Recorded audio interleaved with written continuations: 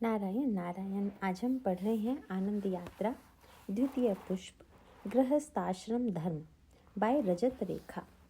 Chapter 7 वर वधू चयन।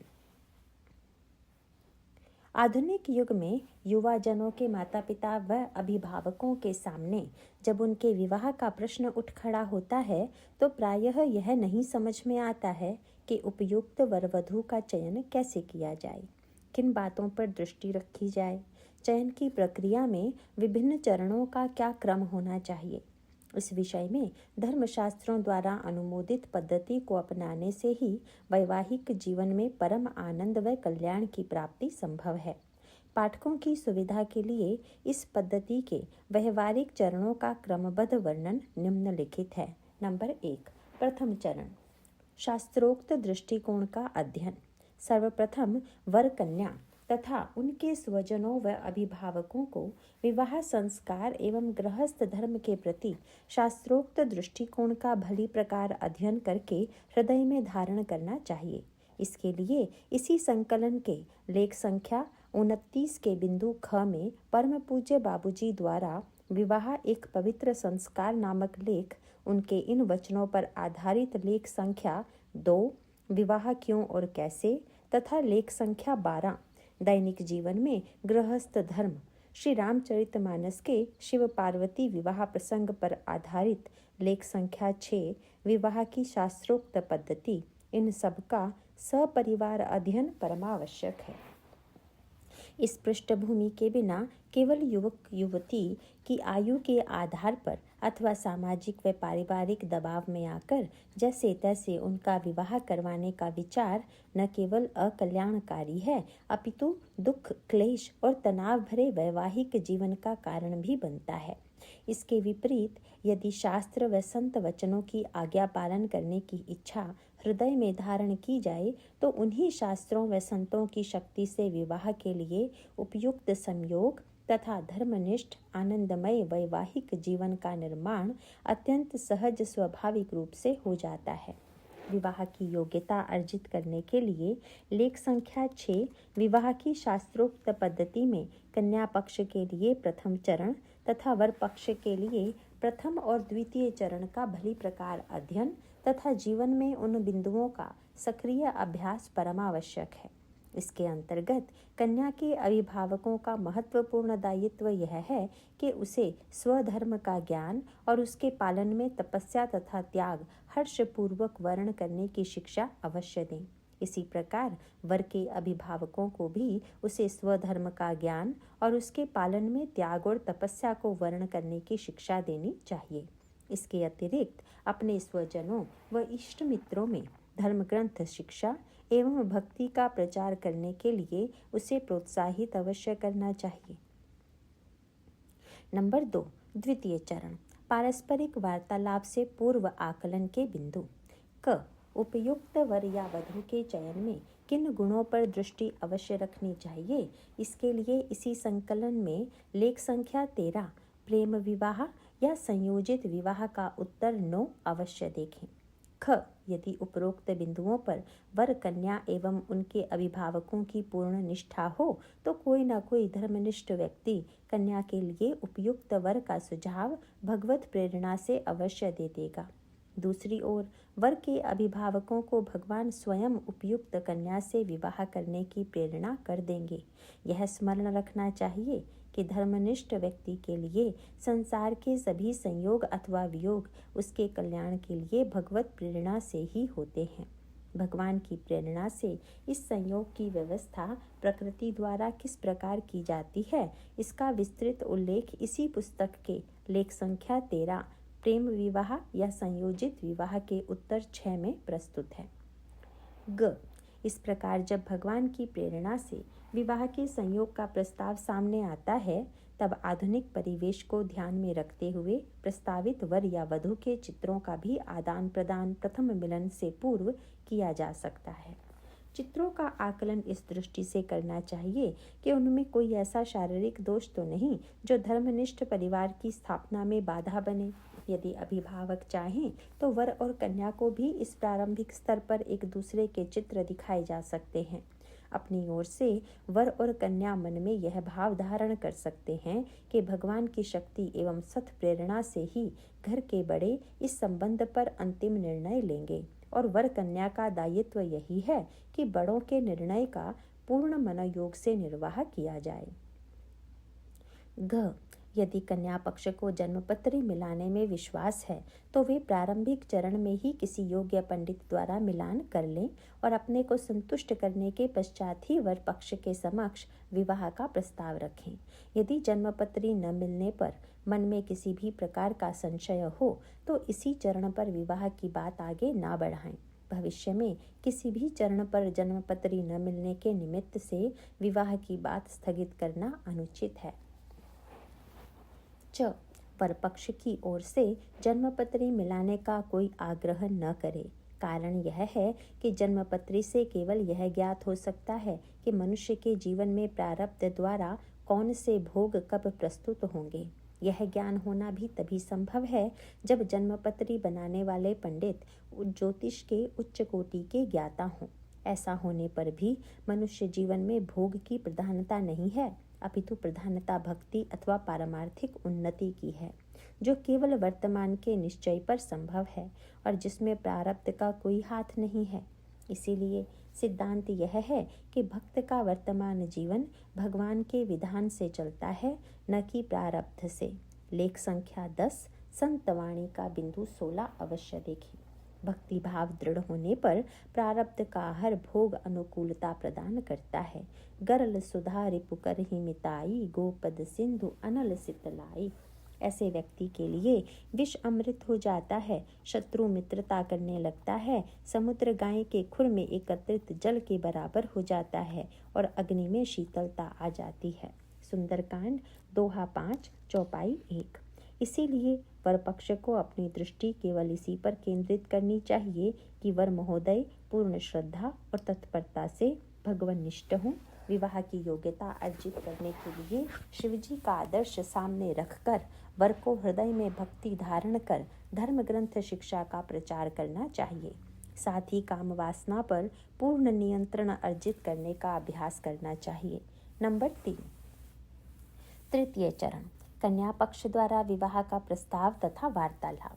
क भारतीय परंपरा के अंतर्गत व्यवहारिक स्तर पर वर वधू चयन का क्रम इस दृष्टि से निर्धारित किया गया है जिससे धर्मनिष्ठ स्त्रियों का पूर्ण आदर और संरक्षण हो। इसका कारण यह है कि नारी की नैसर्गिक मातृशक्ति तथा परिवार में धर्म स्थापना की विशेष सामर्थ्य ही गृहस्थ जीवन का आधार है। नारी के इस दायित्व निर्वाह पर दृष्टि रखते हुए ही वर पक्ष एवं कन्या पक्ष के कर्तव्य निर्धारित किए गए हैं।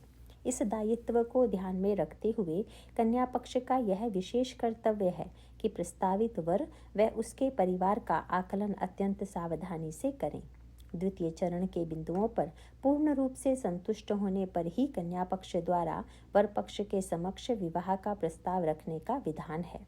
ख वर पक्ष की ओर से वार्तालाप आरंभ करने की स्वीकृति प्राप्त करने पर सबसे पहले कन्या पक्ष की नारियों को वर पक्ष की स्त्रियों से मिलना चाहिए। कारण यह है कि उन्हीं स्त्रियों के साथ रहकर उनकी कन्या को घर में धर्म की स्थापना करनी होगी। इसीलिए वर की माँ, बहनें, भाभियाँ आदि नारियों से मिलकर यह देखना चाहिए कि धर्मनिष्ठ परिवार निर्माण के लिए यह प्रस्ताव उपयुक्त है या नहीं। इस दृष्टि से परिवार की केवल 1 या 2 स्त्रियों का परस्पर मिलना प्रायः अपर्याप्त ही होता है। जिन जिन नारियों के साथ कन्या का घनिष्ठतम संबंध होगा उनके विचारों को जानने की चेष्टा करनी चाहिए कि उनके साथ शास्त्र की शिक्षा का प्रचार कितनी सहजता से संभव होगा। यदि वर पक्ष की स्त्रियां पहले से ही धर्मनिष्ठ हैं तो कन्या को धर्म स्थापना में उतनी ही आसानी होगी। बातचीत एवं मेलजोल से पारिवारिक सदस्यों के शील, स्वभाव आदि का अनुमान लगाया जा सकता है। साथ ही प्रस्तावित वर से मिलकर यह देखना चाहिए कि घर परिवार में धर्म स्थापना के कार्य के लिए वह कितना उपयुक्त है। कन्या पक्ष की ओर से नारियों के साथ जो पुरुष भी जाएं, वे वर पक्ष के अन्य पुरुषों, पिता, भाई आदि से एवं स्वयं वर महोदय से मिलकर धर्मनिष्ठ जीवन की ओर उनकी रुचि का अनुमान लगाएं। ग घर के वातावरण से भी पारिवारिक मूल्यों का स्पष्ट संकेत मिलता है। उदाहरणार्थ, जिस घर में धर्म की स्थापना न हो वहाँ अशांति का वातावरण, पारिवारिक सदस्यों के पारस्परिक व्यवहार में चिड़चिड़ाहट और कटु वचन, बच्चों के रोने चिल्लाने का कोलाहल, सेवकों के प्रति डांट फटकार, युवा युवतियों के कमरे में फिल्मी अभिनेता अभिनेत्री या लोकप्रिय संगीतकारों के चित्र, इस प्रकार के संकेत प्राप्त हो सकते हैं। यदि घर का वातावरण ऊपर से देखने में शांत, समृद्ध और शिष्टाचारी हो, परंतु पारिवारिक सदस्यों की वार्तालाप किसी न किसी सांसारिक विषय और सुखभोग पर ही केंद्रित हो, न कि धर्मनिष्ठ शास्त्रानुकूल जीवन से संबंधित विषयों पर, तब भी सावधान होना चाहिए। इसके विपरीत धर्मनिष्ठ भक्तिमय घर में प्रवेश करते ही आगंतुक को वहाँ की पवित्रता, मर्यादा एवं आनंद का स्पष्ट अनुभव हो जाता है। मानो घर का प्रत्येक कक्ष ही एक मंदिर है। यदि मन में किसी भी प्रकार का संदेह हो या शास्त्रानुकूल भक्तिमय जीवन के स्पष्ट संकेत न प्राप्त हों, तो ऐसे घर परिवार से वैवाहिक संबंध न जोड़ने में ही कल्याण है। घ धर्मनिष्ठा एवं आध्यात्मिकता का अनुमान लगाने के लिए वर कन्या पक्ष के बीच निम्नांकित विषयों पर चर्चा अवश्य होनी चाहिए। घर में किन धर्म ग्रंथों के नियमित अध्ययन की परंपरा है? घर में किन आध्यात्मिक साधनों का प्रचलन है? पारिवारिक सदस्यों की दैनिक दिनचर्या क्या है? जिसका मिलान इसी संकलन के लेख संख्या 4 धर्मनिष्ठ जीवन पद्धति से किया जा सकता है। घर में सत्संग नियमित रूप से होता है या नहीं? घर में दैनिक अथवा साप्ताहिक अग्निहोत्र हवन होता है या नहीं? परिवार के सदस्य नियमित रूप से नाम जप अथवा मंत्र जप करते हैं या नहीं? घर में किन संत महापुरुषों का आगमन है अथवा पारिवारिक सदस्य किन से जुड़े हैं? विवाह के प्रति पारिवारिक सदस्यों का क्या दृष्टिकोण है? इस विषय पर चर्चा के लिए इसी संकलन के लेख संख्या 29 के बिंदु ख में परम पूज्य बाबूजी द्वारा विवाह एक पवित्र संस्कार नामक लेख को आधार बनाना श्रेयस्कर होगा। च इस प्रकार कन्या पक्ष के अभिभावकों का सबसे महत्वपूर्ण दायित्व यही है कि जिस परिवार से विवाह की बात चले, उनसे मिलकर उनके आध्यात्मिक रुझान का अनुमान अत्यंत सावधानी से लगाया जाए। यदि संभव हो तो उपरोक्त विषयों पर जानकारी पारस्परिक वार्तालाप से पूर्व द्वितीय चरण के अंतर्गत दूरभाष अथवा ईमेल द्वारा प्राप्त की जा सकती है। यदि किसी परिवार में ये साधन केवल प्रारंभिक स्तर पर ही पाए जाएं, तो उन्हें प्रेरित किया जा सकता है कि वे शीघ्रातिशीघ्र इन साधनों को विकसित और स्थिर करें तथा इनका नियमित अभ्यास ही अपनी दिनचर्या का आधार बनाएं। यह भी स्पष्ट है कि जिस साधन, सदाचार एवं जीवनचर्या की आशा दूसरों से की जा रही है, वह स्वयं के जीवन में भी अवश्य विद्यमान हो। अभिभावकों को यह भी ध्यान रखना चाहिए कि यदि वर या कन्या के परिवार से संपर्क किसी परिचित स्वजन अथवा मध्यस्थ के द्वारा हुआ हो, तो उनका दायित्व केवल उपयुक्त संबंध की सूचना देने तक ही सीमित है। भविष्य में संबंध उपयुक्त न होने पर उनको कोई दोष नहीं देना चाहिए। इसके लिए अभिभावकों को स्वयं ही दूसरे पक्ष से मिलकर यह जानने की चेष्टा करनी चाहिए कि धर्मनिष्ठ परिवार के निर्माण के लिए उस परिवार से संबंध जोड़ना कितना उपयुक्त होगा। नंबर 4, चतुर्थ चरण, प्रस्तावित संबंध के लिए कन्या की स्वीकृति। वर पक्ष के सदस्यों से वार्तालाप करके उनकी धर्मनिष्ठा का आकलन करने के पश्चात कन्या पक्ष के सदस्य घर लौटकर कन्या को अपने सारे अनुभव एवं विचार बताएं। इसके बाद इस संबंध के लिए कन्या की स्वीकृति प्राप्त करें। स्वीकृति देते समय कन्या के लिए भी यही आवश्यक है कि वह मन में विवाह के शास्त्रोक्त लक्ष्य को धारण करे। जब वह पूर्ण रूप से कटिबद्ध हो कि उसे धर्मनिष्ठ परिवार की स्थापना करनी है तथा आश्वस्त भी हो कि प्रस्तावित वैवाहिक संबंध इस दायित्व निर्वाह के लिए अनुकूल है, तभी वह अपनी स्वीकृति प्रदान करे। साथ ही पार्वती जी के तप का आदर्श सामने रखते हुए अपने दायित्व निर्वाह के लिए पूरी तत्परता से योग्यता अर्जित करे। मन में यह विश्वास रहे कि धर्मनिष्ठ परिवार की स्थापना के लिए जब और जहाँ भगवान विवाह करवाना उचित समझेंगे, तभी यह विवाह यज्ञ संपन्न होगा। इस प्रकार जब कन्या प्रस्तावित संबंध के लिए तैयार हो, तब कन्या पक्ष की स्त्रियों को वर पक्ष की नारियों को घर आने का निमंत्रण भेजना चाहिए। नंबर 5, पंचम चरण, वर पक्ष द्वारा कन्या के घर परिवार का आकलन। क, निमंत्रण प्राप्त होने के बाद फिर वर पक्ष की नारियों को जाकर यह सुनिश्चित करना चाहिए कि कन्या एवं उसके परिवारजन धर्म ग्रंथ प्रचार एवं धर्मनिष्ठा में सुदृढ़ हैं या नहीं। इसमें कन्या की शारीरिक सामर्थ्य, परिवार में आध्यात्मिक साधनों का अभ्यास, वार्तालाप के विषय, स्वभाव में शील, घर का वातावरण आदि का आकलन करना चाहिए। इस विषय में इससे पूर्व तृतीय चरण में वर्णित बिंदुओं से मार्गदर्शन प्राप्त होगा। इन बिंदुओं के आधार पर वर पक्ष को अपने आप को पूर्ण रूप से संतुष्ट कर लेना चाहिए। यदि तृतीय चरण के अंतर्गत वार्तालाप में परम पूज्य बाबूजी के लेख विवाह एक पवित्र संस्कार पर चर्चा न हुई हो तो इस चरण में उस पर परस्पर वार्तालाप करके दोनों पक्षों का उस पर सहमत होना आवश्यक है। परम पूज्य बापूजी के इसी लेख के आधार पर वर पक्ष कन्या पक्ष को स्पष्ट बताए कि उनके यहाँ गृहस्थ धर्म के अंतर्गत किस प्रकार धर्म ग्रंथ प्रचार एवं धर्मनिष्ठ जीवनचर्या की चेष्टा की जाती है। कन्या पक्ष को यह भी स्पष्ट करे कि विवाह के इस उद्देश्य का महत्व सर्वोपरि है। आर्थिक उन्नति अथवा समृद्ध जीवन शैली का कोई महत्व नहीं। अतः कन्या को भी तैयार होना चाहिए कि भगवान के मंगलमय विधान के अनुसार जो भी प्राप्त होगा उसी में संतुष्ट रहकर भक्ति के विकास, स्वधर्म पालन तथा शास्त्र शिक्षा के प्रचार के लिए उसका सदुपयोग करना होगा। ख, इस चरण पर दोनों पक्षों में इस बात की भी सहमति होनी चाहिए कि विवाह का शास्त्रोक्त लक्ष्य है भगवत प्राप्ति और इसी की ओर चेष्टारत रहने में ही सबका कल्याण है।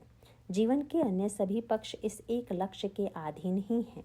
इसीलिए विवाह के उपरांत अन्य किसी भी प्रकार की लक्ष्य प्राप्ति का दबाव न डाला जाए, उदाहरणार्थ संतान प्राप्ति आदि के लिए। ऐसे दबाव से दंपति, विशेषकर कन्या में यह भ्रम उत्पन्न होता है कि कदाचित संतान पैदा करने पर ही उसके द्वारा स्वधर्म पालन माना जाएगा। यह न करके दोनों पक्षों को भगवान के चरणों के आश्रित होकर पहले से ही धैर्य धारण करना चाहिए कि संतान का जन्म उचित समय पर होने की व्यवस्था भगवान स्वयं करेंगे। जब वे आश्वस्त होंगे कि उस समय उस घर में कोई विशेष जीवात्मा प्रवेश करके अपना कल्याण कर सकती है। वर्तमान में दंपति एवं परिवारजनों का दायित्व केवल इतना ही है कि आने वाली जीवात्मा की कल्याण प्राप्ति के लिए धर्मानुकूल वातावरण का निर्माण करें। इस पर मार्गदर्शन के लिए लेख संख्या 22 भक्त संतान का निर्माण अवश्य देखें। विवाह के कितने वर्ष बाद संतान हो, वह लड़का हो या लड़की, ये सभी बातें निरर्थक हैं। महत्वपूर्ण कार्य तो केवल एक ही है, धर्मनिष्ठ जीवन का पालन और प्रचार। इस पर दोनों पक्षों के परिवारों की स्पष्ट सहमति होनी चाहिए। नंबर 6, षष्ठम चरण, वर कन्या का पारस्परिक वार्तालाप। क, इस प्रकार पारस्परिक वार्तालाप के बाद दोनों पक्षों के सदस्यों को भली प्रकार सोच विचार कर अपना निर्णय पक्का कर लेना चाहिए। इस चरण तक यदि धर्मनिष्ठ परिवार की स्थापना के विषय में किसी भी प्रकार का संशय हो तो विवाह विषयक वार्ता समाप्त हो जानी चाहिए। इसके बाद जब वर कन्या का आपस में वार्तालाप हो जाए तब दोनों पक्षों के परिवारजनों की ओर से अस्वीकृति का प्रश्न नहीं उठता। ख, आपस में विचार विमर्श करके जब दोनों पक्ष प्रस्तावित संबंध के विषय में पूर्ण रूप से आश्वस्त हों तब वर कन्या को पारस्परिक वार्तालाप का अवसर दिया जाना चाहिए। यह वार्तालाप एकांत में न होकर दोनों पक्षों की नारियों के सामने होना चाहिए। धर्मनिष्ठ जीवन के प्रति दोनों पक्षों में अथवा कम से कम एक पक्ष में पूरी निष्ठा होनी चाहिए। घर की स्त्रियों के सामने वर कन्या को आपस में इस उद्देश्य के प्रति अपनी कटिबद्धता स्पष्ट अवश्य करनी चाहिए। कन्या और वर भी एक दूसरे से वार्तालाप करके अपने विचारों का समन्वय देखें।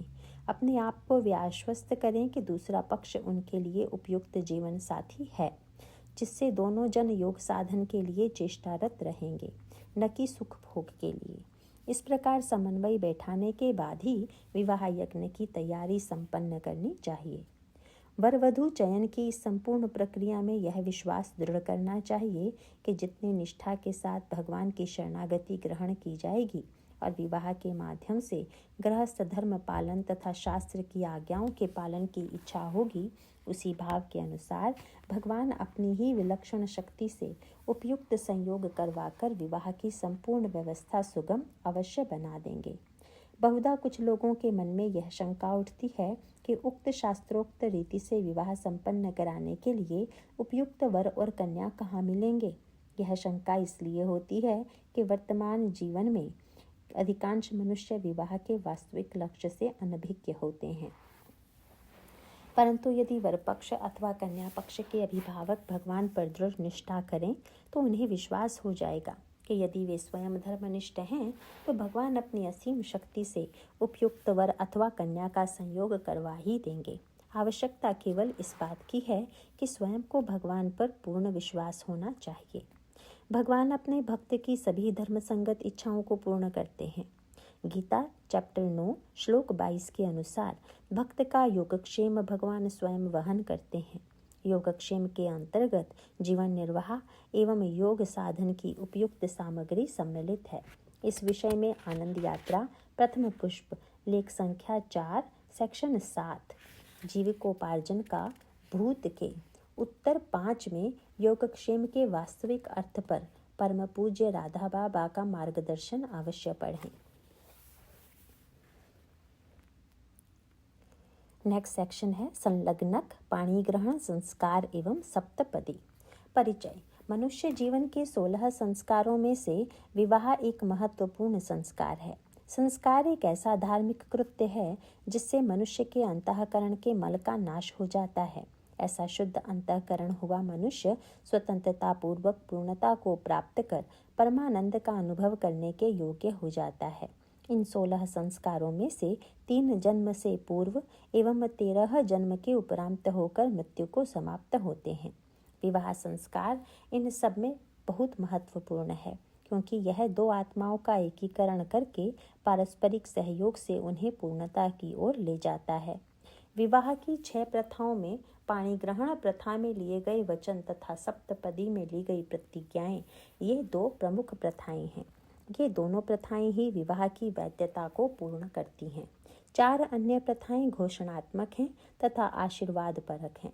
स्वामी दयानंद सरस्वती ने अपनी अमूल्य पुस्तक संस्कार विधि में वैदिक नियम से पाणी ग्रहण संस्कार तथा सप्तपदी के विषय में संक्षिप्त व्याख्या की है। प्रथाएं। विवाह संस्कार की 6 प्रथाएं निम्नलिखित हैं। नंबर 1 स्वागत। इस प्रथा में वधू के घर पर वर का स्वागत होता है, जो वधू के परिवार द्वारा वर को एक नए सदस्य के रूप में स्वीकार करने का प्रतीक है। नंबर 2 मुख्य होम। यह 2 आत्माओं के एकीकरण को दृढ़ करने के लिए दिव्य शक्तियों का आवाहन है। नंबर 3 पाणी ग्रहण।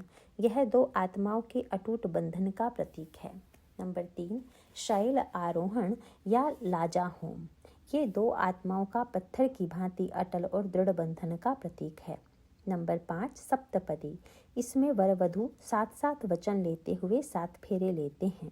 यह प्रथा एक दूसरे के साथ साथ अविचलित भाव से जीवन यात्रा में निष्ठापूर्वक चलने का प्रतीक है। नंबर 6 ध्रुव तारा दर्शन या सूर्य दर्शन। ध्रुव तारा या सूर्य अटूट बंधन के प्रतीक हैं। इसका दर्शन अटूट बंधन की ओर संकेत करता है।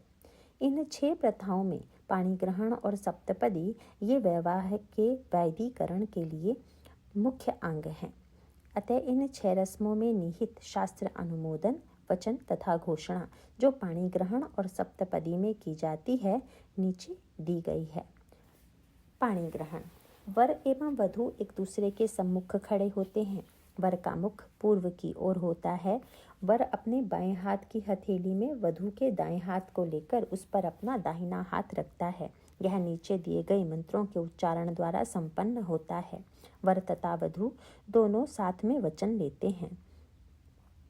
हम अपने हाथ में एक दूसरे का हाथ लेते हैं, जिससे हम साथ साथ जरावस्था तक पारिवारिक जीवन में समृद्धि को प्राप्त हों तथा प्रसन्नता के साथ साथ जीवन व्यतीत करें। ईश्वर, जो कि सभी ऐश्वर्य, समृद्धि, न्याय, सृष्टि और विधान के सर्वोच्च देवता हैं, तथा सभी यहाँ सभा मंडप में बैठे सज्जन गृहस्थ आश्रम के अनुष्ठान के लिए हमारे द्वारा एक दूसरे को किए गए समर्पण के साक्षी हैं। आज से हम अपने आप को एक दूसरे को समर्पित करते हैं और हम कभी एक दूसरे के साथ अप्रिय आचरण न करेंगे। वर अब वचन देता है, मेरी परम प्रिय, मैं ऐश्वर्य युक्त होकर तुम्हारा हाथ पकड़ता हूँ तथा मैं इसीलिए भी तुम्हारा हाथ पकड़ता हूँ क्योंकि तुम्हारे हाथ से धर्म की दिव्य प्रेरणा का प्रवाह होता है। तुम मेरी धर्म पत्नी हो तथा मैं तुम्हारा गृह स्वामी हूँ। वर वधु मंत्र को दोहराती है। इसी तरह दोनों एक दूसरे को वचन देते हैं। नंबर 3, ईश्वर जो कि सारी सृष्टि के प्रबंधक व भरण पोषण करने वाले हैं, उन्होंने मुझे आपके भरण पोषण के लिए प्रस्तुत किया है। हम उनसे प्रार्थना करते हैं कि हम 100 वर्षों तक इसी प्रकार जिएं। इसी प्रकार दोनों वचन लेते हैं। नंबर 4, इस संसार में पति और पत्नी सर्वशक्तिमान ईश्वर तथा ज्ञानी महापुरुषों की शिक्षा से अटूट बंधन में बंधते हैं। ईश्वर करे जिस प्रकार वैद्युत शक्ति प्रत्येक वस्तु में व्याप्त है, उसी प्रकार मैं सुंदर वस्त्र व आभूषणों से विभूषित तुमसे एक हो जाऊं। भगवान हमें समृद्धि प्रदान करें तथा आशीर्वाद दें कि पति द्वारा प्रदत्त सूर्य की रश्मियों की भांति दीप्यमान वस्त्र व आभूषणों से अलंकृत पत्नी के द्वारा हमें संतति की प्राप्ति हो। इसी प्रकार पत्नी के प्रीतिकर व्यवहार से पति प्रसन्नता को प्राप्त हो।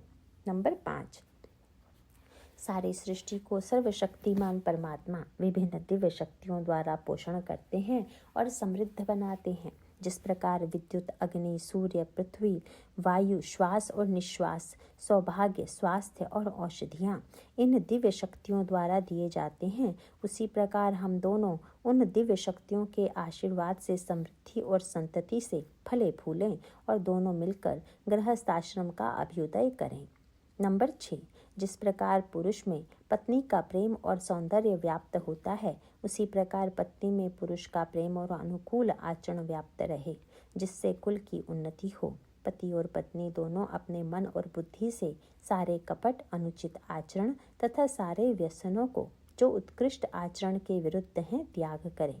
इसके पश्चात वर व वधू दोनों पवित्र अग्नि के चारों ओर फेरे लेते हैं तथा अंतिम फेरे में दोनों प्रतिज्ञा करते हैं। नंबर 7, हम दोनों एक दूसरे को पूर्ण ज्ञान व प्रेम से स्वीकार करते हैं। हम दोनों सामवेद और ऋग्वेद की तरह प्रशंसनीय हों। हम दोनों को संतति प्राप्ति का आशीर्वाद प्राप्त हो और वृद्धावस्था तक हम संतान के साथ मित्रता व प्रेम से साथ रहें। हम एक दूसरे को प्रेम की दृष्टि से ही देखें और एक दूसरे से प्रिय वचन ही सुने तथा 100 वर्षों तक आनंद से इसी प्रकार रहें। इस प्रकार वैदिक सिद्धांत से किया गया विवाह जीवन को उत्कृष्ट और दिव्य बनाता है। यह दो व्यक्तियों के शारीरिक मिलन की न्याय संगत स्वीकृति मात्र नहीं है, जो अधिक से अधिक पाशविक स्तर तक ही सीमित होती है। स्वार्थ त्याग के अभ्यास के लिए परिवार सुगम स्थान है, जिससे मनुष्य दिव्यता को प्राप्त होता है तथा भगवान से एकात्मता स्थापित करता है। यही मनुष्य जीवन का चरम लक्ष्य है। सप्तपदी, प्रथम चरण। हे सहधर्मिणे, प्रथम चरण मेरे साथ परिवार का पोषण करने का संकल्प लेकर मेरे व्रतों का अनुसरण करने वाली बनकर लो। भगवान विष्णु हमारे पथ प्रदर्शक बने, हम दोनों संतति प्राप्त करें और सबका जीवन आनंदमय बने। संतति से बालक बालिका दोनों की ओर संकेत है। देखें लेख संख्या 22, भक्त संतान का निर्माण के उत्तर 5 में पुंसवन संस्कार। द्वितीय चरण। हे सहधर्मिणी, द्वितीय चरण मेरे साथ ऊर्जस्विता का संकल्प लेकर मेरे व्रतों का अनुसरण करने वाली बनकर लो। भगवान विष्णु हमारे पथ प्रदर्शक बने, हम दोनों संतति प्राप्त करें और सबका जीवन आनंदमय बने। तृतीय चरण। हे सहधर्मिणी, तृतीय चरण मेरे साथ ऐश्वर्य का संकल्प लेकर मेरे व्रतों का अनुसरण करने वाली बनकर लो। भगवान विष्णु हमारे पथ प्रदर्शक बने, हम दोनों संतति प्राप्त करें और सबका जीवन आनंदमय बने। चतुर्थ चरण। हे सहधर्मिणी, चतुर्थ चरण मेरे साथ आनंद प्राप्ति का संकल्प लेकर मेरे व्रतों का अनुसरण करने वाली बनकर लो। भगवान विष्णु हमारे पथ प्रदर्शक बने, हम दोनों संतति प्राप्त करें और सबका जीवन आनंदमय बने। पंचम चरण। हे सहधर्मिणी, पंचम चरण मेरे साथ संतति का संकल्प लेकर मेरे व्रतों का अनुसरण करने वाली बनकर लो। भगवान विष्णु हमारे पथ प्रदर्शक बने, हम दोनों संतति प्राप्त करें और सबका जीवन आनंदमय बने। षष्ठम चरण। हे सहधर्मिणी, षष्ठम चरण मेरे साथ समस्त ऋतुओं की अनुकूलता का संकल्प लेकर मेरे व्रतों का अनुसरण करने वाली बनकर लो। भगवान विष्णु हमारे पथ प्रदर्शक बने, हम दोनों संतति प्राप्त करें और सबका जीवन आनंदमय बने। सप्तम चरण। हे सहधर्मिणी, सप्तम चरण मेरे साथ एक दूसरे के सखा बनने का संकल्प लेकर मेरे व्रतों का अनुसरण करने वाली बनकर लो। भगवान विष्णु हमारे पथ प्रदर्शक बने, हम दोनों संतति प्राप्त करें और सबका जीवन आनंदमय बने। इस प्रकार वर एवं वधू अग्निदेव के समक्ष संकल्प लेते हैं। नारायण नारायण। नेक्स्ट चैप्टर है 8, अहंकार पर विजय। चैप्टर 8 सेक्शन 1, आधारभूत सिद्धांत। विशेष। लेख 8 एवं 9 में उपयुक्त स्थानों पर उससे संबंधित संतवाणी के बिंदुओं का संकेत लेख 10 में से दिया गया है। पाठकों से निवेदन है कि वे लेख 8 एवं 9 पढ़ते समय इन संकेतों के अनुसार लेख 10 के उपयुक्त बिंदु को भी साथ साथ पढ़ने की चेष्टा करें। इससे संतवाणी की शक्ति इन लेखों में प्रस्तुत तथ्यों एवं उपायों को धारण करने की सामर्थ्य तुरंत प्रदान करेगी। धर्म ग्रंथों में वर्णन आता है कि जीवात्मा 52 अरब वर्षों तक 84 लाख विभिन्न योनियों में बारंबार जन्म और मृत्यु की भयानक पीड़ा का अनुभव करता है। इन योनियों में वह पूर्व के मनुष्य जन्म में अपने ही द्वारा किए गए पाप कर्मों के दुखद फल भोगता है। उस दुख से ही उसमें उन पाप कर्मों एवं कुवृत्तियों से छूटने की इच्छा जागृत होती है। तब करुणामय प्रभु उसे अमूल्य मनुष्य जन्म प्रदान करते हैं, जिसमें उसे बुद्धि दी जाती है। निश्चयात्मिका बुद्धि के सदुपयोग से ही मनुष्य को उचित अनुचित, हानिकर लाभकर, कर्तव्य अकर्तव्य का विवेक तथा उसके आधार पर नए कर्म करने की निश्चय शक्ति प्राप्त होती है। मनुष्य को यह स्वतंत्रता है कि बुद्धि के निश्चय से अब वह अपने पूर्वकृत पाप कर्मों एवं पशु योनि की वासनाओं का पुनः शिकार ना बने। अपने विवेक का उपयोग करके वह धर्माचरण एवं भक्ति का आध्यात्मिक साधन करके जन्म मृत्यु के भयानक चक्र से सदा के लिए मुक्त हो सकता है। प्रत्येक मनुष्य का यह अधिकार अर्थात अनिवार्य कर्तव्य है कि वह अपने लिए ऐसे भविष्य का निर्माण करे जिसमें लेश मात्र भी दुख या कष्ट ना हो। इसी आनंदमयी स्थिति को भगवत प्राप्ति या भगवत साक्षात्कार कहा जाता है। हितोपदेश के इस श्लोक से पशुता एवं मानवता का भेद समझा जा सकता है। आहार निद्रा भयमैथुनं च सामान्यम एतत् पशुभिर्नराणां धर्मो हि तेषाम् अधिको विशेषो धर्मेण हीना पशुभिः समानः। अर्थात आहार, निद्रा, भय और मैथुन ये पशुओं और मनुष्यों में सामान्य रूप से होते हैं। धर्म ही मनुष्य की विशेषता है और धर्महीन मनुष्य तो पशु के समान है। पशु और मनुष्य दोनों ही देह से युक्त हैं और इसीलिए दोनों में देह संबंधित उपरोक्त चारों लक्षण पाए जाते हैं। पशु योनि में देह को ही अपना स्वरूप समझकर शारीरिक सुख और आवश्यकताओं की पूर्ति में ही जीवन बीतता है। 52 अरब वर्ष के इस दृढ़ अभ्यास की स्मृति और संस्कार मनुष्य योनि में भी विद्यमान रहते हैं। बुद्धि से युक्त मनुष्य योनि में अब 2 विकल्प हैं। पहला, मनुष्य अपनी बुद्धि के सदुपयोग से धर्मशास्त्रों एवं संत महात्माओं की शिक्षा पर मनन कर यह निश्चय कर सकता है कि शरीर तो केवल एक उपयोगी यंत्र है। मनुष्य का वास्तविक स्वरूप तो आत्मा ही है, जो अविनाशी, आनंद रूप और परमात्मा का अभिन्न अंश है। दूसरा विकल्प यह है कि मनुष्य अपनी बुद्धि का दुरुपयोग करके शरीर को ही अपना स्वरूप मान सकता है और अमूल्य मनुष्य जन्म को शारीरिक सुख सुविधाएं बटोरने में ही गवा सकता है। इस मूर्खता के फलस्वरूप उसे पुनः बुद्धि से वंचित होकर 84 लाख योनियों में भ्रमण करना पड़ता है। इसीलिए शास्त्रों में मनुष्य जीवन की 2 दुर्भेद्य ग्रंथियों का वर्णन आता है। मैं अर्थात मैं यह शरीर हूँ और मेरा अर्थात इस शरीर से संबंधित अन्य शरीर या वस्तुएं ही मेरे अपने हैं। श्रीमद्भागवत महापुराण 5वां स्कंद 5वां अध्याय श्लोक 5 से 8 तक। मैं और मेरा ये दो ग्रंथियां ही अहंकार और आसक्ति के रूप में अभिव्यक्त होती हैं। अहंकार के क्षुद्र रूप में जीवात्मा अपने आत्म स्वरूप को भूलकर शरीर को ही अपना स्वरूप समझता है। शारीरिक सामर्थ्य को ही वह अपनी सामर्थ्य मानता है और शरीर के मान अपमान से अपने को श्रेष्ठ या नीच समझकर हर्ष और शोक का अनुभव करता है। क्षुद्र अहंकार कई पतनकारी रूपों में अभिव्यक्त होता है।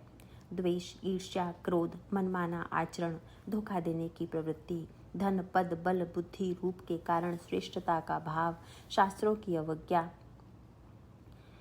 अपने को भगवान से भी अधिक बुद्धिमान समझना, स्वार्थ प्रेरित कर्म करना, दूसरों की निंदा करना, संसार के विभिन्न रूपों, व्यक्ति, वस्तु, घटना या परिस्थिति की चर्चा में रस लेना आदि। आसक्ति का अर्थ है सुख की आशा। शरीर को अपना स्वरूप मानने से सांसारिक विषयों द्वारा शारीरिक सुख प्राप्त करने की आशा जागृत होती है। साथ ही शारीरिक परिवार के संबंधों को अपना मानकर उनसे भी सुख प्राप्त करने का स्वार्थपूरित भाव जागृत होता है। अगला लेख संख्या 9 देखें। इन दोनों ग्रंथियों में विजय पाए बिना भगवत प्राप्ति असंभव है। लेख 10 में बिंदु 1 देखें। प्रसन्नता की बात यह है कि अन्य आश्रमों की अपेक्षा गृहस्थ जीवन में इन दोनों ग्रंथियों को सुखपूर्वक नाश करने का अनुपम अवसर प्राप्त है। वास्तव में अहंकार और आसक्ति पर विजय पाकर उनका सदुपयोग करना ही गृहस्थ आश्रम धर्म पालन का लक्ष्य है। ऐसा करने पर परम पूज्य बाबूजी का यह अमूल्य मार्गदर्शन अत्यंत सुखद रीति से जीवन में प्रकट होता है। ममता केवल भगवान के श्री चरणों में हो और अहंकार केवल श्री भगवान के दासत्व में।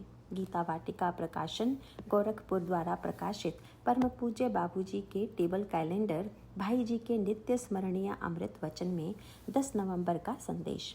इस प्रकार जब व्यक्ति अहंकार शून्य और अनासक्त हो जाता है तब भगवान की शक्तिमत्ता एवं उनके सारे भगवदीय गुण अपने आप ही उसे अनुकूलता प्रदान करने के लिए प्रवाहित होते हैं। निराभिमानी और अनासक्त होने से व्यक्ति के पारिवारिक जीवन में से सारी प्रतिकूलताएं मिट जाती हैं। पारस्परिक व्यवहार में अन्य स्वजनों से न तो विरोध मिलता है न क्लेश। सबके साथ सहज रूप से सामंजस्य स्थापित होता है। अनेक भक्तों का यह अनुभव है कि अपने मन में अनासक्ति, अहंकार शून्यता और अहिंसा का भाव धारण करने से उनके संपर्क में आने वाले अन्य व्यक्तियों पर चमत्कारिक प्रभाव पड़ा है। जो व्यक्ति समाज के अन्य सदस्यों के साथ या परिवार के ही अन्य सदस्यों के साथ कटु व्यवहार और विरोध प्रदर्शित करता है, वही व्यक्ति भक्त के साथ आचरण करते समय अकारण ही मृदु व्यवहार और सद्भाव का मूर्तिमान रूप बन जाता है। इस प्रकार के परिवर्तन का मूल आधार यही है कि भगवान की शक्ति उस भक्त की सुरक्षा के लिए हर पल आकृष्ट होती रहती है। प्रभसी नगर की जय सब काजा, हृदय राखि कौशलपुर राजा। गरल सुधार रिपुकर ही मिताई, गोपद सिंधु अनल सितलाई। सुंदरकांड दोहा 5 चौपाई 1। अयोध्यापुरी के राजा श्री रघुनाथ जी को हृदय में रखे हुए नगर में प्रवेश करके सब काम कीजिए। ऐसे व्यक्ति के लिए विष अमृत हो जाता है, शत्रु मित्रता करने लगता है, समुद्र गाय के खुर में एकत्रित जल के बराबर हो जाता है और अग्नि में शीतलता आ जाती है। इसके विपरीत यदि अहंकार व आसक्ति को नियंत्रित न किया जाए तो ये विकराल रूप लेकर मनुष्य के कल्याण प्राप्ति में सबसे बड़े बाधक बन जाते हैं। प्रश्न 1। यदि अहंकार इतना हानिकारक और पतनकारी है तो वह मनुष्य को प्रदान ही क्यों किया गया है? उत्तर। वास्तव में अहंकार अपने आप में हानिकारक नहीं है। यह तो मनुष्य को प्रदान की गई भेदात्मक शक्ति है, अर्थात इसके उपयोग से मनुष्य को भिन्नता या भेद का अनुभव होता है। इसी पर बुद्धि की विवेक शक्ति अर्थात उचित अनुचित का भेद आधारित है।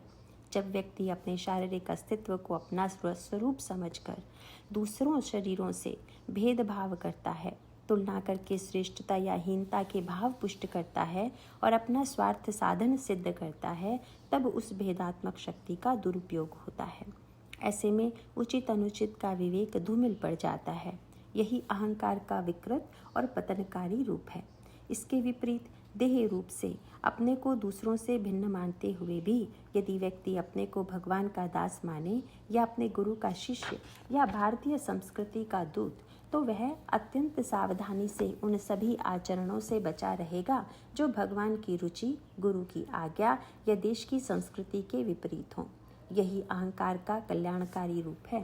वाल्मीकि रामायण में इसका आदर्श प्रस्तुत करते हुए वर्णन आता है कि भगवान राम को अपना परिचय देते हुए हनुमान जी ने कहा कि देह बुद्धि से मैं आपका दास हूँ, जीव बुद्धि से मैं आपका अंश हूँ, आत्म बुद्धि से मैं और आप एक ही हैं, वह मेरी निश्चित मति है। इसलिए भेदात्मक शक्ति के उपयोग के आधार पर अहंकार दो प्रकार का होता है, पतनकारी लौकिक क्षुद्र अहंकार तथा कल्याणकारी पारमार्थिक अहंकार। इस पर प्रकाश डालते हुए परम पूज्य स्वामी रामसुखदास जी कहते हैं, पारमार्थिक अहंकार जब मनुष्य का उद्देश्य केवल सत्य तत्व को प्राप्त करने का हो जाता है, तब वह उसकी प्राप्ति के लिए मैं साधक हूँ इस पारमार्थिक अहंकार को लेकर साधन करता है। मैं साधक हूँ, यह अहंकार मुक्त करने वाला है। अस अभिमान जाई जनि भोरे, मैं सेवक रघुपति पति मोरे। ऐसा अभिमान भूल कर भी न छूटे कि मैं सेवक हूँ और श्री रघुनाथ जी मेरे स्वामी हैं। अरण्यकांड दोहा 11 चौपाई 11। दासो हम कौशलेंद्रस्य, मैं कौशलपति राम का दास हूँ। यह पारमार्थिक अहंकार है। वास्तव में यह अहंकार नहीं है, प्रत्युत भगवान पर दृढ़ विश्वास है और तदात्म्य रूप अहंकार का नाश करके मुक्ति देने वाला है। अहम में बैठी हुई बात निरंतर रहती है, अतः मैं साधक हूँ ऐसा अहंकार दृढ़ होने पर साधक के द्वारा निरंतर साधन होता है। साधन करते समय तो वह साधक रहता ही है, सांसारिक कार्य करते समय भी वह साधक ही रहता है। इसीलिए वह जो भी सांसारिक कार्य करता है वह अपने साधन के अनुरूप ही करता है। लौकिक अहंकार जब मनुष्य का उद्देश्य असत भोग और संग्रह को प्राप्त करने का हो जाता है, तब उसमें मैं संसारी हूँ, यह लौकिक अहंकार रहता है। ऐसा अहंकार दृढ़ होने पर मनुष्य निरंतर संसारी रहता है। सांसारिक कार्य करते समय तो वह संसारी रहता ही है, साधन करते समय भी वह संसारी ही रहता है। इसीलिए वह जो भी साधन करता है वह कामना को लेकर, कामना पूर्ति के लिए ही करता है और वह साधन उसमें साधकपन का अभिमान बढ़ाने वाला होता है। अभिमान अहंकार का ही स्थूल रूप है। जब मनुष्य में भोग भोगने और संग्रह करने की प्रवृत्ति अधिक हो जाती है, तब उसमें स्वार्थ और अभिमान आ जाते हैं, जो कि आसुरी संपत्ति हैं। गीता चैप्टर 16 श्लोक 18 और चैप्टर 17 श्लोक 5। आसुरी संपत्ति वाला अहंकार भयंकर नरकों में ले जाता है। गीता चैप्टर 16 श्लोक 16। साधन सुधा सिंधु पृष्ठ 88 गीता प्रेस। इसी प्रकार क्षुद्र अहंकार के दुष्परिणाम पर प्रकाश डालते हुए परम पूज्य बापूजी ने कहा है, अहंकार का दमन हुए बिना कभी न तो त्याग होगा, न शक्ति मिलेगी और न मूर्खता ही मिटेगी। महापुरुषों के इन शब्दों से यह सिद्ध होता है कि अहंकार अपने में कोई बुरी वस्तु नहीं है। यदि होती तो भगवान मनुष्य को अहंकार प्रदान करते ही नहीं। अहंकार की अच्छाई या बुराई इस पर निर्भर है कि उसका उपयोग अपने शारीरिक अस्तित्व के छोटेपन को पकड़ने व पुष्ट करने के लिए किया जा रहा है या अपने असीम अविनाशी आनंदमय आत्मस्वरूप की अनंत सत्ता तक पहुँचने के लिए किया जा रहा है। इसीलिए परम पूज्य बापूजी का निर्देश है कि अपने अहंकार का नाश न करके उसका विस्तार करते रहना चाहिए। उसे इतना बढ़ाना चाहिए कि उसमें सब सम्मिलित हो जाएं, अर्थात सभी के प्रति आत्मीयता का भाव जागृत हो जाए। परम पूज्य बापूजी की इस आज्ञा का व्यवहारिक अर्थ है सब भूत प्राणियों में भगवान को ही देखना, सबको भगवान का साक्षात रूप मानकर उन्हें यथोचित रीति से आदर देना, सबके प्रति निस्वार्थता, प्रेम व अपनत्व का भाव रखना, भगवत पूजा के भाव से सबकी सेवा में रत रहना और इन सब भावों को हृदय से धारण करने के लिए नियमित रूप से भगवत चिंतन द्वारा परमात्मा के साथ अपनी एकता को पुष्ट करने का सतत अभ्यास करना। ज्ञान योगी में तो कर्तापन का भाव ही नहीं होता, क्योंकि उसका अहम तो सर्वदा परमात्मा में ही स्थित रहता है। भक्ति योगी और कर्म योगी में कर्तापन का भाव रहता है, परंतु कर्तापन का अभिमान अर्थात लाभ हानि की आशा या आशंका किंचित भी नहीं रहती। चैप्टर 8 सेक्शन 2 अहंकार के लक्षण तथा उस पर विजय।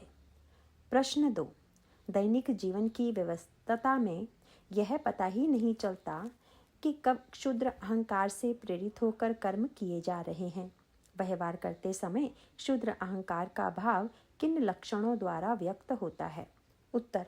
प्रत्येक साधक के लिए यह जानना परम आवश्यक है कि कर्मों में, विचारों में तथा वाणी में क्षुद्र अहंकार का प्रभाव किन लक्षणों द्वारा पहचाना जा सकता है। यह आवश्यक इसलिए है क्योंकि क्षुद्र अहंकार ही वह तत्व है जो बुद्धि को भगवत तत्व अर्थात किसी भी प्रकार के वास्तविक आनंद की ओर बढ़ने ही नहीं देता। इसीलिए परम पूज्य राधा बाबा ने कहा है कि अहंकार तथा उस पर आधारित मोह, आसक्ति तथा अपवित्रताओं का एकमात्र आधार भगवान से विमुखता ही है। वास्तव में क्षुद्र अहंकार से देह भाव पुष्ट करने का अभ्यास 84 लाख योनियों में दीर्घकाल तक किया गया है। अतः असावधान होने पर पूर्व का यह अभ्यास मनुष्य योनि में भी बुद्धि और विवेक को मोहित करके पुनः पशुता और नरकों की ओर ही प्रेरित करता है। हर्ष की बात यह है कि बुद्धि का सदुपयोग करके धर्म ग्रंथों की शिक्षा का लाभ उठाकर इन पाशविक प्रवृत्तियों का नियंत्रण मनुष्य योनि में ही संभव है। अतः प्रत्येक कल्याणकामी मनुष्य का कर्तव्य है कि वह क्षुद्र अहंकार के निम्नांकित लक्षणों के प्रति सावधान रहकर इनसे बचे रहने की पूरी चेष्टा करे। पाठकों की सुविधा के लिए कई बिंदुओं पर अहंकारी व्यक्ति और निरअहंकारी भक्ति के लक्षणों की तुलना प्रस्तुत की गई है। निरअहंकारी भक्त वह है जो निश्चयात्मिका बुद्धि की दृढ़ता से इसी जीवन में जन्म मृत्यु के भयानक चक्र से छूटकर भगवत साक्षात्कार करने के लिए कटिबद्ध है। गीता चैप्टर 2 श्लोक 41। अहंकार के लक्षण। नंबर 1, शरीर को ही अपना स्वरूप मानना क्षुद्र अहंकार अर्थात अभिमान का आधार भाव है। नंबर 2, अपने प्रति महत्व बुद्धि होने के कारण अहंकारी व्यक्ति अपने बारे में सोचता है, अपने ही बारे में बात करता है और अपने बारे में ही दूसरों से सुनना चाहता है। इसके विपरीत भक्त में भगवान के प्रति महत्व बुद्धि होती है। इस कारण वह निरंतर उनके बारे में, उनके भक्तों व संतों के बारे में, उनके गुण, लीला, धाम व शास्त्र वाणी के बारे में सोचता है, बात करता है, सुनना चाहता है। नंबर 3, अहंकारी व्यक्ति अपने को, अपने विचारों को, अपने व्यक्तित्व को, अपने कर्म को सर्वश्रेष्ठ मानता है। भक्त सदा ही भगवान को, अन्य भक्तों को, संतगणों को, अपने मार्गदर्शक को श्रेष्ठ मानता है। यहाँ तक कि सामान्य व्यक्ति में भी गुण दर्शन करके वह अपने को उनसे नीचा मानकर उनसे कुछ सीखने की चेष्टा करता है। नंबर 4, यदि किसी व्यक्ति से कटु व्यवहार या अपमान प्राप्त हो तब अहंकारी व्यक्ति को बुरा लगता है। यदि कोई व्यक्ति वैसा व्यवहार नहीं कर रहा है जैसा उससे आदेश दिया गया हो अथवा जैसा उससे अपेक्षित हो तब भी उसको बुरा लगता है। इसके फलस्वरूप वह या तो विषाद में डूबता है या फिर बदला लेने के लिए उस व्यक्ति से वापस वैसा ही व्यवहार करता है या करने का संकल्प मन ही मन पालता है। ऐसा व्यवहार प्राप्त करने पर भक्त उसे अपने ही पूर्वकृत कर्म का फल तथा अपने प्रिय प्रभु का मंगलमय विधान जानता है। दुर्व्यवहार करने वाले व्यक्ति के हृदय में दुख जानकर उसके प्रति दया अथवा करुणा का भाव धारण करता है। उस व्यक्ति से पूर्व काल में प्राप्त प्रेम व सहायता का स्मरण करके भक्त के मन में आभार और सौहार्द का भाव प्रबल रहता है। इस प्रकार अपने व्यवहार में आदर व प्रेम रखकर वह चेष्टा करता है कि दूसरों के साथ ऐसा व्यवहार न करे जो उसे अपने प्रति किए जाने पर अप्रिय लगे। साथ ही वह अपने भाव या व्यवहार में उस कमी को ढूंढता है जिसके कारण दूसरा व्यक्ति उसकी आज्ञा का पालन नहीं कर रहा है।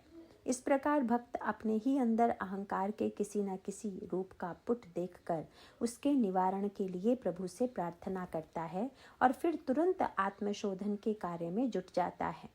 लेख 10 में बिंदु 14 देखें। नंबर 5, यदि अहंकारी व्यक्ति को प्रशंसा प्राप्त हो तो वह मन ही मन अत्यंत हर्षित होता है, भले ही बाहर से दीनता, अयोग्यता के वचन व्यक्त करे। जैसे ही उसकी निंदा की जाए वह तुरंत क्रोधित होता है। या फिर हताश होकर कर्तव्य में मुख हो जाता है और शोक को पकड़े रहता है।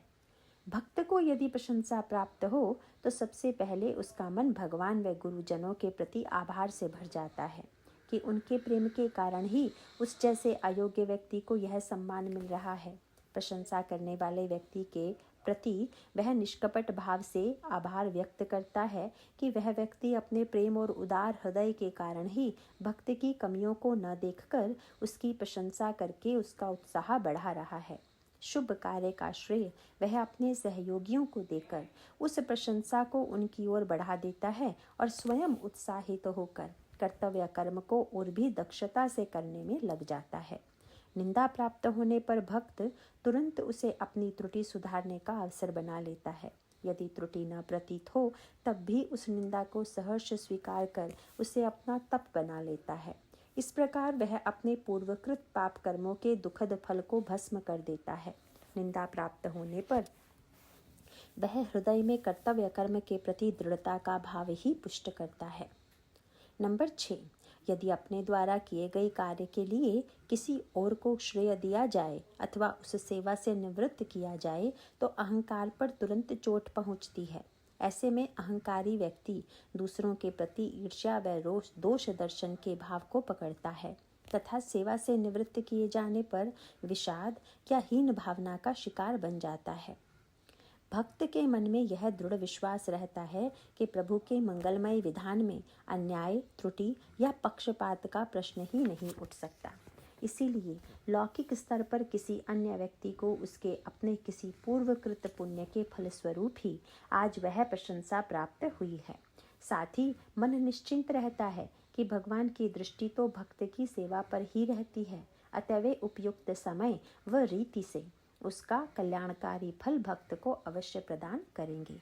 यदि किसी कारण वर्तमान सेवा से उसे निवृत्त किया जाए तो भक्त अपनी कार्यशैली में त्रुटि सुधार करता है, अत्यंत धैर्य व उत्साह से किसी अन्य सेवा की आज्ञा की प्रतीक्षा करता है और तब तक के समय का सदुपयोग करके अपने साधन व भगवत चिंतन को पुष्ट करता है। नंबर 7, शास्त्र का वचन है कि मनुष्य की प्रत्येक चेष्टा तथा उस कर्म का फल भगवान की शक्ति एवं उनकी इच्छा अनुसार ही संपादित होती है। अहंकार के कारण व्यक्ति यह सोचता है कि कर्म का संपादन तो मुझे ही अपनी शारीरिक और मानसिक शक्ति से करना है और यदि मैं इस काम को न करूं तो यह होगा ही नहीं। गीता चैप्टर 3 श्लोक 27। भगवान के सर्वशक्तिमान होने की बात सुनने पर भी वह यह मानता है कि उसके किए बिना वह काम हो ही नहीं सकता। कलयुग के वातावरण में भगवान की सर्वशक्तिमत्ता प्रभावी होगी कि नहीं, इस पर भी उसे संदेह ही रहता है। इसीलिए वह अपनी बुद्धि की चतुराई पर निर्भर होकर अपनी कामनाओं की पूर्ति के लिए अथक परिश्रम करता है। परिवार के पालन पोषण का भार ही वह अपना एकल दायित्व मानता है कि जब तक मैं धन न कमाऊं तब तक भगवान का योगक्षेम वहन करने का आश्वासन भी क्रियान्वित नहीं होगा। यदि भक्त को अपने मन में इस प्रकार के भाव दिखें तो वह तुरंत जान लेता है कि उसके कर्तापन का अभिमान बढ़ा हुआ है और यह भाव भगवान के प्रति अविश्वास का ही द्योतक है। उसे शास्त्र वचन पर पूर्ण निष्ठा होती है कि मनस्थिति ही परिस्थिति का निर्माण करती है, अतः यह भी संभव है कि यदि वह अपना अभिमान पुष्ट करता रहे तब फिर भविष्य में प्रकृति भी वैसी ही परिस्थिति का निर्माण करेगी जिसमें कार्यभाव अत्यधिक बढ़े और उसे अभिमान को गलाने के लिए उस पर और भी दबाव पड़े। लेख 10 में बिंदु 3 देखें। इसीलिए सावधान होकर वह तुरंत अपने रजोगुण को नियंत्रित करने के लिए काम करने के वेग को कुछ समय के लिए जबरदस्ती रोकता है। शांत चित्त से वह अपनी दृष्टि इस पर केंद्रित करता है कि भगवान सर्वशक्तिमान और सबके सुहृद हैं। इसके बाद वह केवल भगवान का निमित्त बनने का मात्र दृढ़ता से धारण करके उनका चिंतन स्मरण जप करते हुए ही पुनः अपने कर्तव्य निर्वाह में जुट जाता है। मां मनुस्मर युद्ध च। गीता चैप्टर 8 श्लोक 7। नंबर 8, कार्यभार अधिक होने पर अहंकारी व्यक्ति उसे अपनी सीमित शक्ति का आलंबन लेकर समेटने की चेष्टा करता है और न कर पाने पर सामर्थ्यहीनता, तनाव निरुत्साह तथा मानसिक बिखराव का शिकार बन जाता है। इन सब के फलस्वरूप उसके कार्य में भी अव्यवस्था और विलंब का प्रवेश होता है। अहंकार तथा दूसरों में दोष दर्शन के कारण उसकी परिस्थिति ऐसी बनती है कि उसे सारा कार्यभार अकेले ही वहन करना पड़ता है। या तो उसे किसी की सहायता प्राप्त ही नहीं होती, और यदि मिलती भी है तो वह अहंकारवश दूसरों के कार्य में त्रुटि की आशंका से उस सहायता को नकार देता है। कार्यभार अधिक होने पर भक्त सर्वशक्तिमान प्रभु का कुछ देर चिंतन करके मन में यह भाव दृढ़ करता है कि कार्य तो प्रभु का है, अतः वे ही उसे पूरा कराएंगे। वह अपनी सामर्थ्य का पूरा उपयोग करता है, परंतु उसका कोई आलंबन नहीं करता। कार्य होने या न होने के दायित्व बोध व तनाव से मुक्त होकर वह केवल भगवान का निमित्त मात्र बनने की चेष्टा करता है। कार्य करते समय भी बीच बीच में वह कुछ देर साधन और भगवत चिंतन करते हुए इन भावों को दृढ़ करता है। ऐसे में भगवान अपनी इच्छानुसार तथा अपनी शक्ति से ही उससे कार्य करवाते हैं। ऐसे निस्वार्थ सेवक को सुविधा प्रदान करने के लिए भगवान की प्रकृति अपने आप ही सहायकों को उसकी सेवा के लिए उपस्थित करती है। परम पूज्य बाबूजी कहते हैं, जो सांसारिक पदार्थों की परवाह न करके केवल भगवान से ही प्रेम करता है, जगत की सारी वस्तुएं और सारी परिस्थितियां स्वाभाविक ही उसके कल्याण में लग जाती हैं। भाई जी के अमृत वचन में 18 दिसंबर का संदेश देखें। नंबर 9, नकारात्मक अहंकार के कारण व्यक्ति हीन भावनाओं को दृढ़ता से पकड़ता है। उदाहरणार्थ, मैं भगवान के पथ पर चलने और शास्त्र की आज्ञा मानने में असमर्थ हूँ। मैं हर प्रकार से गुणहीन हूँ, दोषों का भंडार हूँ। मैं किसी को प्रसन्न कर ही नहीं पाता, किसी को भी मेरी आवश्यकता नहीं है। बाकी लोग मुझसे कहीं अधिक श्रेष्ठ हैं, मेरा किसी भी प्रकार कल्याण नहीं हो सकता। ऐसे विचारों को दृढ़तापूर्वक पकड़कर अहंकार ग्रसित जीव विषाद के दलदल में धंसता जाता है। तामसिक धृति के कारण वह शोक को छोड़ता नहीं, वर्तमान समय का दुरुपयोग करता है और अपनी सामर्थ्य का सही आकलन नहीं कर पाता। इस प्रकार वह भगवान, शास्त्र तथा प्रेमी संतों की बरसती कृपा को जानबूझकर नकारता है। गीता चैप्टर 18 श्लोक 35। भक्त भी दीन भाव का अनुभव करता है, परंतु केवल भगवान के सामने। मन में प्रार्थना रहती है कि प्रभु, मैं आपका अंश हूँ, अविनाशी, सर्वशक्तिमान, आनंद रूप तथा दैवी संपदा से युक्त हूँ। गीता चैप्टर 16 श्लोक 5, चैप्टर 15 श्लोक 7। पर मुझे इसका अनुभव नहीं हो रहा है। हे दयामय, आपकी कृपा से असंभव कार्य भी संभव हो जाते हैं, अतः आप ही मुझे इसका अनुभव करवा दीजिए। ऐसे भक्त के मन में भगवान तथा संत महात्माओं की सर्वशक्तिमत्ता और सर्वसुहृदता पर पूर्ण विश्वास होता है। साथ ही अन्यों से अपनी तुलना न करके वह पूर्ण उत्साह से आत्मशोधन के लिए मार्गदर्शन मानता है। फिर उसके आधार पर अपने विकारों, अभावों से मुक्त होने की चेष्टा करता है। प्रार्थना करते हुए वह जोर जोर से अधिक नाम जप करता है और अहंकार नाश के लिए भगवान तथा अपने सद्गुरु की ही शक्ति पर निर्भर रहता है। ऐसी निर्भरता से वह भगवान की दृष्टि में अतिशय प्रिय भक्त बन जाता है। गीता चैप्टर 12 श्लोक 20। नंबर 10, अहंकारी व्यक्ति हमेशा अकेले रहने की चेष्टा करता है, चाहे विषाद में, चाहे बुरा मानने के कारण, चाहे श्रेष्ठता के भाव से। अंधेरे में अथवा बंद कमरे में बैठना, अकेले खाना पीना, सोना, उदास मुखाकृति रखना, ये सब बड़े हुए अहंकार के द्योतक हैं। निरहंकारी भक्त की हमेशा यह चेष्टा रहती है कि वह भक्तों के तथा अपने मार्गदर्शक के संग में रहे। यह सबके साथ घुल मिलकर प्रेम व सम्मान का व्यवहार करता है। साथ ही अपनी कमियों को दूर करने के लिए निरंतर सेवा तथा मार्गदर्शन की खोज में रहता है। विशेष रूप से वह उस कार्य को सीखने में जुट जाता है जिसकी जानकारी या सामर्थ्य नहीं लग रही है। इस प्रकार वह अपने में शिष्यत्व का भाव निरंतर पुष्ट करता रहता है, जिससे उसका अहंकार बढ़ न सके। साथ ही वह अन्यों के लिए अपनी उपयोगिता भी बढ़ाता रहता है। ज्ञानी भक्त के आवश्यक साधनों में विविक्त देश सेवित्वम अर्थात एकांत स्थान में रहने का स्वभाव होना तथा अरतिर् जन संसदि अर्थात जन समुदाय में प्रीति का न होना भी सम्मिलित है। गीता चैप्टर 13 श्लोक 10। ऐसा भक्त साधारण जन समुदाय के अनावश्यक सामाजिक या औपचारिक संपर्क में अथवा सांसारिक चर्चा में रुचि नहीं रखता। गहन साधन, स्वाध्याय, चिंतन तथा परमात्म तत्व से एकात्मकता के लिए वह स्वाभाविक रूप से एकांत की रुचि रखता है। यदि ऐसा एकांत न मिले तब भी उसके मन में किंचित मात्र भी विकार या विक्षेप नहीं उठता। वह इस सत्य पर दृष्टि केंद्रित करता है कि संसार असत, अनित्य और परिवर्तनशील है, अतः उससे वियोग तो हर पल स्वतः हो ही रहा है। इस कारण किसी भी प्राप्त परिस्थिति को अकल्याणकारी या बाधक मानना ज्ञान के साधन के विरुद्ध है। गीता चैप्टर 18 श्लोक 10। क्षुद्र अहंकार के कुछ अन्य लक्षण एवं सिद्धांत पाठकों की सुविधा के लिए प्रस्तुत हैं। नंबर 11। अहंकारी व्यक्ति अपनी सुधार के लिए नियमित रूप से मार्गदर्शन लेने में झिझकता है। नंबर 12। यदि घर या कार्य क्षेत्र की कोई बात अन्यों को पता हो पर उसे न बताई जाए तो उसे बुरा लगता है। नंबर 13। यदि कोई उसे मार्गदर्शन दे या त्रुटि सुधार के सुझाव दे तो अहंकारी व्यक्ति अपने सुधार की दृष्टि रखने की बजाय बताने वाले व्यक्ति के ही आचरण, वार्तालाप करने के ढंग तथा विचारों में दोष दर्शन करता है। नंबर 14। व्यवहार और वाणी में कटुता, व्यंग, प्रताड़ना, अपमान सूचक शब्दों का प्रयोग, दूसरों का मजाक उड़ाना, ये सब अहंकार के द्योतक हैं। नंबर 15। यदि अपने द्वारा दुर्व्यवहार किए जाने का भान हो तब भी अहंकार के कारण व्यक्ति क्षमा मांगने में झिझकता है। नंबर 16। दूसरों से काम करवाने, उनका नेतृत्व करने, उन्हें निर्देश देने में अहंकारी व्यक्ति का मन हर्षित होता है। नंबर 17।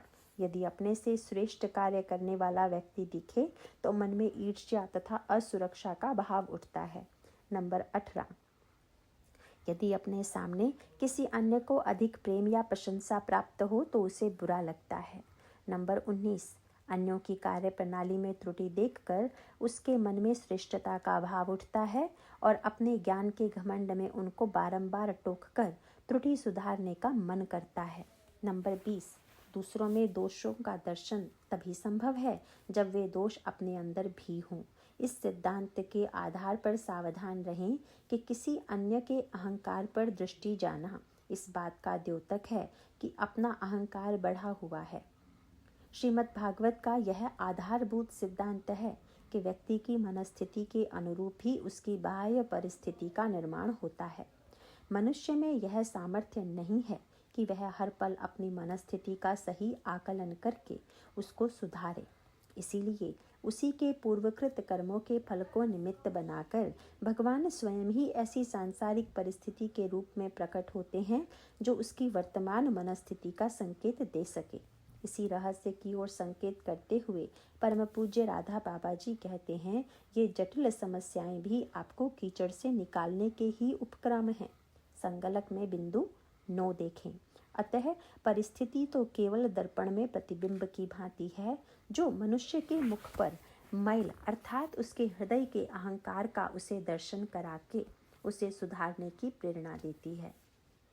इसीलिए प्रतिबिंब अर्थात संसार के व्यक्ति या परिस्थिति के प्रति दोष दर्शन की वृत्ति को घनीभूत मूर्खता और अत्यंत पतनकारी घोषित करते हुए परम पूज्य राधा बाबा कहते हैं, वह वृत्ति है इतनी गंदी कि साधक को परमार्थ के साधन पथ से घसीटकर पीछे की ओर नरक के गर्त में प्रायः धकेल ही देती है।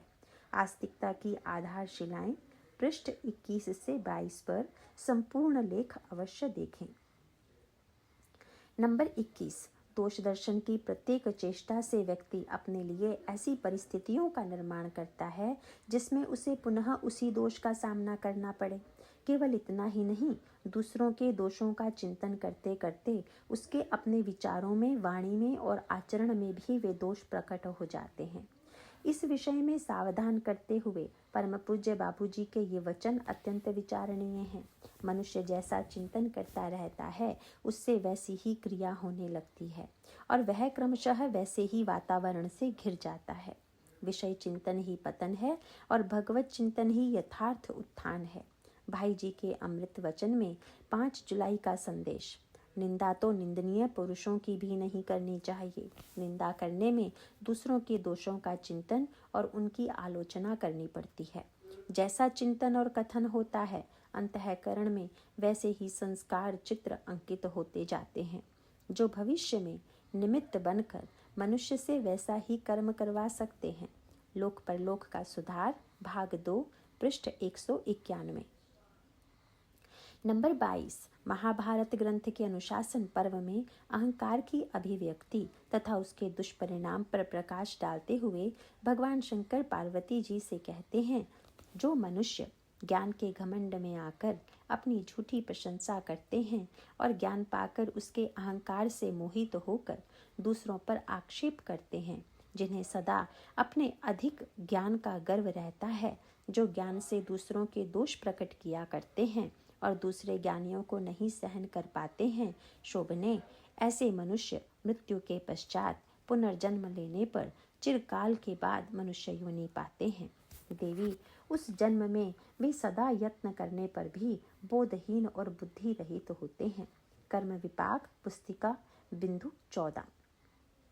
प्रश्न 3। शूद्र अहंकार के दुखद परिणाम से बचने का क्या उपाय है?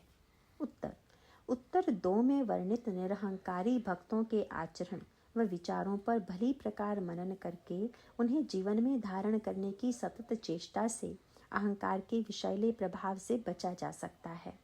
महाभारत के उपरोक्त अंश में अहंकार नाश की विधि तथा इसके फल पर प्रकाश डालते हुए भगवान शंकर कहते हैं, देवी, जो मनुष्य पहले गुरु की अत्यंत सेवा करने वाले रहे हैं और ज्ञान के लिए विधि पूर्वक गुरु का आश्रय लेकर स्वयं भी दूसरों को विधि से ही अपनी विद्या ग्रहण कराते हैं, अवधि से नहीं, अपने ज्ञान के द्वारा, जो कभी अपनी झूठी बड़ाई नहीं करते अपितु शांत और मौन रहे हैं तथा जो जगत में यत्नपूर्वक विद्यालयों की स्थापना करते रहे हैं, शोभने, ऐसे पुरुष जब मृत्यु को प्राप्त होकर पुनर्जन्म लेते हैं, तब मेधावी, किसी बात को एक बार ही सुनकर उसे याद कर लेने वाले और विशद अक्षर ज्ञान से संपन्न होते हैं। कर्म विपाक, पुस्तिका, बिंदु 13। विशेष, यहाँ यत्नपूर्वक विद्यालयों की स्थापना का अर्थ समझना आवश्यक है। अधिकांश संस्थाओं में भोग बुद्धि, धन प्राप्ति, भौतिकवाद तथा अहंकार पुष्टि को ही बढ़ावा दिया जाता है।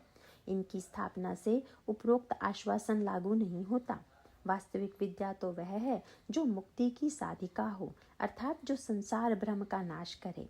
यथा सा विद्या या विमुक्तये।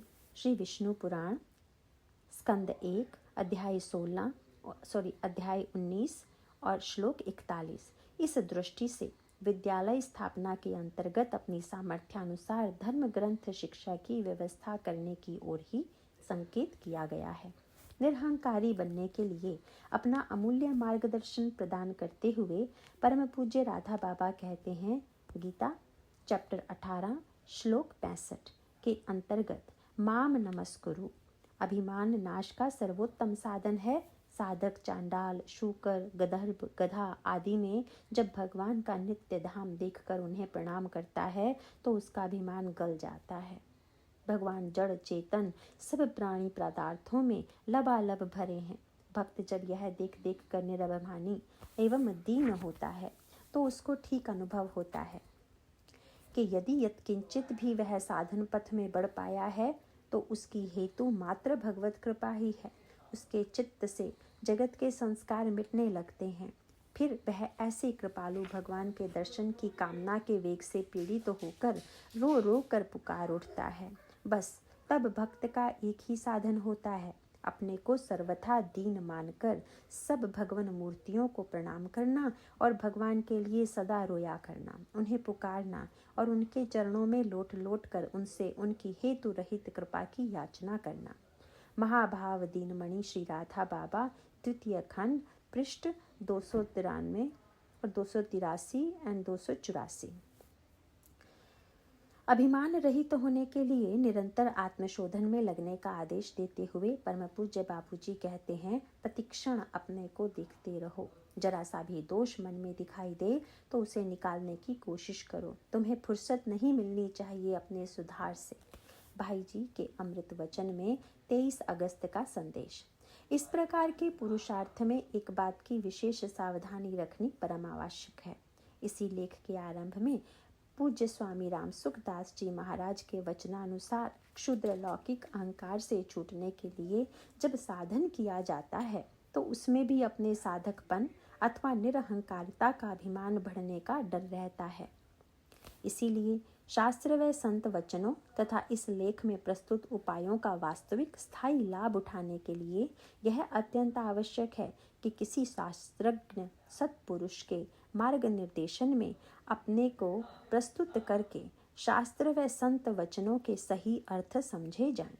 उन्हें जीवन में धारण करने की तथा आत्मशोधन की सरल युक्तियां समय समय पर पूछी जाएं। अपने अहंकार नाश में प्रगति का आकलन भी उन्हीं से कराया जाए। वास्तव में संत या गुरु के असीम प्रेम से ही अहंकार नाश का कार्य संभव है। शास्त्रों के अनुसार इस प्रकार की गई चेष्टा ही सफल होती है और यही वास्तविक पुरुषार्थ है।